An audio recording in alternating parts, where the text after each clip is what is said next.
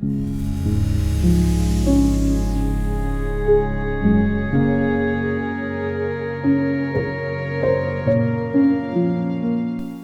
encore d'être avec nous dans cette émission où nous crions haut et fort, enseigne-moi Seigneur, où nous touchons les enseignements de notre Seigneur Jésus-Christ lui-même. Nous poursuivrons la suite de ce que nous avons enseigné hier, la nécessité de parcourir le chemin étroit, de passer par la porte étroite. Et nous savons que pour passer par la porte étroite et le chemin resserré, nous aurons toujours besoin des enseignants, des leaders, des bergers qui nous enseignent. Ils jouent beaucoup de rôles. Les hommes de Dieu jouent beaucoup de rôles dans la décision, le choix de la porte ou le chemin que nous allons emprunter.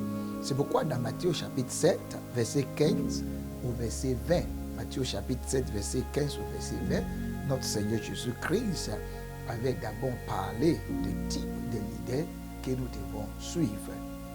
Gardez-vous des faux prophètes. Il vient à vous en vêtements de brebis, mais au-dedans, ce sont des loups ravisseurs.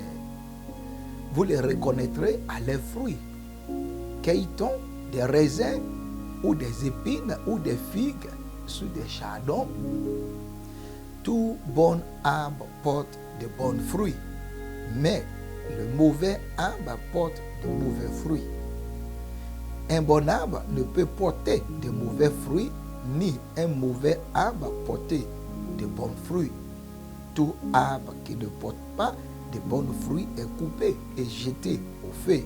C'est donc à leurs fruits que vous les reconnaîtrez. Donc, la vérité que Jésus-Christ voulait nous transmettre à partir de ce texte est comment reconnaître celui que nous devons suivre, ou bien comment reconnaître les enseignements que nous devons suivre. Et Jésus-Christ avait fait allusion à deux types de serviteurs dans ce texte. Premier type, ce sont des serviteurs qui portent de bons fruits. Des serviteurs qui portent de bons fruits. Et deuxième, ce sont des serviteurs qui portent de mauvais fruits. Alors, nous allons pour la première partie de ce texte que je vais faire sur 3 séances. Première partie, c'est de voir d'abord la nature du serviteur que nous devons écouter ou que nous devons suivre. Aujourd'hui, nous avons deux domaines où nous recevons des enseignements en dehors de notre lecture biblique. Premier, c'est l'Église. Deuxième, c'est sous les réseaux sociaux. Donc, première caractéristique que Jésus-Christ avait donnée du verset 15 au verset 16. Quel type d'homme de Dieu, quel type d'enseignant, quel type de docteur devons-nous suivre ou écouter? Premier, verset 15 au verset 16, il dit, gardez-vous des faux prophètes. Et il donne les caractéristiques des faux prophètes. Premier, il vient à vous en vêtements de brebis. Mais au-dedans, ce sont des loups ravisés. Premier type, ce sont des soi-disant hommes de Dieu. Quand vous les voyez, ils sont assez convaincants dans leurs paroles, dans leur habillement, dans leur organisation, dans leur structure. Mais au fond d'eux, ils ne sont pas réellement ce qu'ils prétendent d'être dans le physique. C'est pourquoi vous devez prendre votre temps d'étudier leur vie, d'étudier, faire des recherches sur la vie des hommes de Dieu que vous écoutez. Deuxième, au verset 16, il dit, vous les reconnaîtrez à leurs fruits. Vous les reconnaîtrez à leurs fruits. Vous pouvez les connaître, vous pouvez savoir si ce sont des personnes dignes à écouter, à suivre, en regardant les fruits. Il prêche le bon message aujourd'hui, mais demain vous attendez qu'il est tenté de faire palabre avec quelqu'un, ou bien il a divorcé sa femme, il s'est remarié avec une autre femme, ou bien vous le voyez porter des vêtements qui ressemblent parfaitement comme un serviteur de Dieu, mais vous les trouvez dans les bois de nuit, dans les maquis, et ils sont tentés de faire toutes sortes de vies qui sont en opposé à la vraie vie d'un vrai serviteur de Dieu.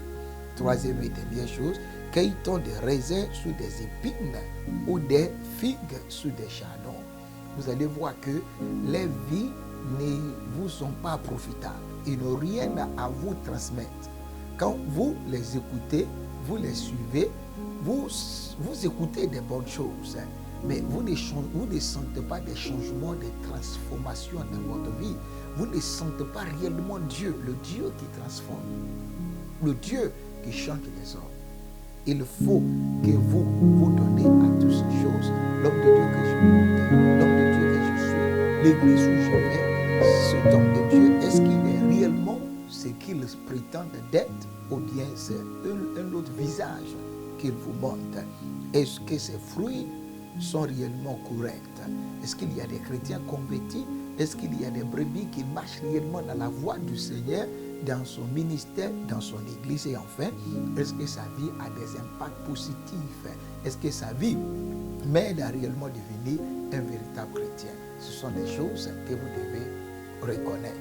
Seigneur, je prie pour tous ceux qui nous ont suivis en ce jour. Je prie dans le nom de Jésus-Christ qu'ils ne soient pas égarés. Tu leur donnes les vrais bergers, tu les conduis dans les vraies voies qu'il faut, tu les amènes à rester dignes dans la voie du Seigneur. Au nom de Jésus-Christ. Amen.